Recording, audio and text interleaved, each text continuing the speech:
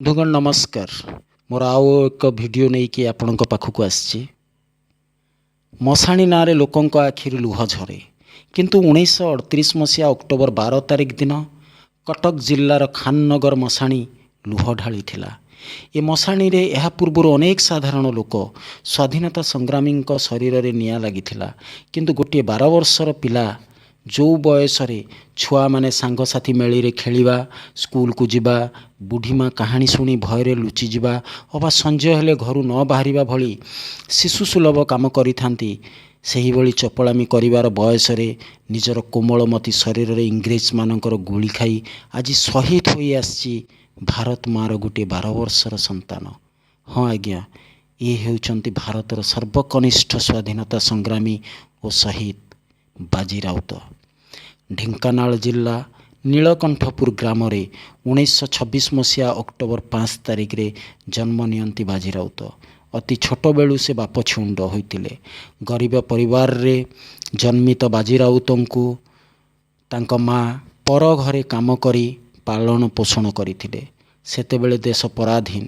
ତତ୍କାଳୀନ ଢେଙ୍କାନାଳ ରାଜା ଶଙ୍କର ପ୍ରତାପ ସିଂହଦେଓଙ୍କ ଅତ୍ୟାଚାର ସାଧାରଣ ଜନତାଙ୍କ ପକ୍ଷେ ସହିବା କଷ୍ଟକର ଥିଲା।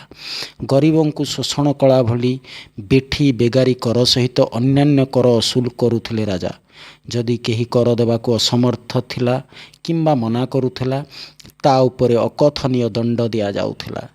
ଇଂରେଜମାନଙ୍କ ଗୋଲାମୀ ସହିତ ରାଜାଙ୍କ ଯନ୍ତ୍ରଣା ସହିବା ସାଧାରଣ ଲୋକଙ୍କ ପାଇଁ କଷ୍ଟସାଧ୍ୟ ଥିଲା। ସେହି ସମୟରେ ବୈଷ୍ଣବ ଚରଣ ପଟ୍ଟନାୟକ ପ୍ରଜାମଣ୍ଡଳୀ ଗଠନ କରି ଇଂରେଜ ଆଉ ରାଜାଙ୍କ ନିର୍ଯାତନା ବିରୁଦ୍ଧରେ ସାଧାରଣ ଜନତାଙ୍କୁ ଏକ କରି ପ୍ରଜାମେଳି କରିବାରେ ଲାଗିଲେ। ପ୍ରଜାମେଳିର ପ୍ରତ୍ୟେକ ଲୋକଙ୍କୁ କିଛି ନା କିଛି ଦାୟିତ୍ୱ ଦିଆଯାଉଥିଲା। 12 ବର୍ଷର ଏହି ବାଜି ରାଉତ, ଯିଏକି ଇଂରେଜମାନଙ୍କ ବିରୁଦ୍ଧରେ ମନରେ ବିଷ ଭରିଥାନ୍ତି, ସିଏ ମଧ୍ୟ ପ୍ରଜାମେଳିର କିଛି ଦାୟିତ୍ୱ ନେବାକୁ ଇଚ୍ଛା ପ୍ରକାଶ କଲେ।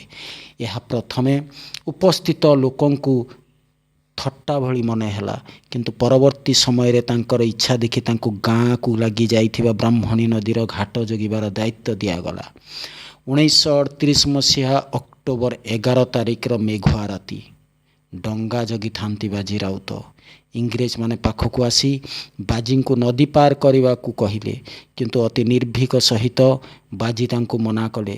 ଏଥିରେ ରାଗି ଜଣେ ଇଂରେଜ ବନ୍ଧୁକରେ ତାଙ୍କ ମୁଣ୍ଡକୁ ଛେଚିଦେଲା। ବାଜି ରାଉତଙ୍କ ମୁଣ୍ଡରୁ ବହି ଯାଉଥାଏ ଧାର ଧାର ରକ୍ତ, ତଥାପି ଅତି ସାହସରେ ବଡ଼ ପାଟିରେ ଲୋକଙ୍କୁ ଡାକିବାରେ ଲାଗିଲେ। ତାଙ୍କ ଡାକ ପାଇ ଗାଁ ଲୋକ ଘାଟରେ ପହଞ୍ଚି ଦେଖନ୍ତି ତ ଇଂରେଜମାନଙ୍କ ଆଗରେ ବୀର ଦର୍ପରେ ଠିଆ ହୋଇଛନ୍ତି ବାଜି ରାଉତ, କିନ୍ତୁ ରକ୍ତର ଧାର ତାଙ୍କ ମୁଣ୍ଡରୁ ଝରୁଥାଏ।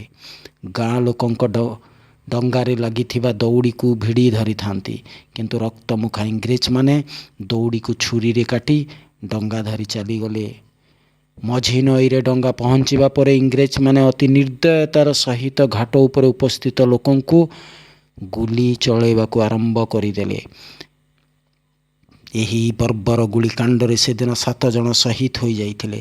ସେମାନେ ହେଲେ ହୁର୍ସି ପ୍ରଧାନ, ରଘୁ ନାୟକ, ନଟ ମଲ୍ଲିକ, ଗୌରୀ ନାୟକ, ଲକ୍ଷ୍ମଣ ମଲ୍ଲିକ, ଫଗୁ ସାହୁ ଆଉ ଜଣେ 12 ବର୍ଷର ବାଳକ ବାଜି ରାଉତ। ସେ ଦୁଃଖଦ ରାତିର ଘଟଣା ପରେ ଅକ୍ଟୋବର 12 ତାରିଖ ଦିନ ସମସ୍ତଙ୍କ ମର ଶରୀରକୁ ଏକ ଶୋଭାଯାତ୍ରାରେ ନିଆଯାଇଥିଲା ଖାନନଗର ମଶାଣିକୁ। ସାହସିକତା, ବୀରତ୍ୱ, ବଳିଦାନର ଶ୍ରେଷ୍ଠତ୍ୱକୁ ସ୍ପର୍ଶ କରିପାରିଥିବା ବାଜି ରାଉତ ଆଜି ଭାରତର ସର୍ବକନିଷ୍ଠ ସ୍ୱାଧୀନତା ସଂଗ୍ରାମୀ ତଥା ଶହୀଦ ରୂପେ ଯୁଗ ଯୁଗ ପାଇଁ ଅମର। ଆସନ୍ତୁ ତାଙ୍କର ବଳିଦାନର କାହାଣୀକୁ ଏହି ଭିଡ଼ିଓ ମାଧ୍ୟମରେ ଲୋକଙ୍କ ପାଖକୁ ପହଞ୍ଚାଇବା। ଭଲ ଲାଗିଥିଲେ ଲାଇକ୍ ଆଉ ସବସ୍କ୍ରାଇବ୍ କରନ୍ତୁ। ଆଉ ଜଣେ ସ୍ୱାଧୀନତା ସଂଗ୍ରାମୀଙ୍କ ବଳିଦାନର କାହାଣୀ ସହିତ ପୁଣି ଥରେ ଆପଣଙ୍କ ସହିତ ସାକ୍ଷାତ ହେବ। ନମସ୍କାର।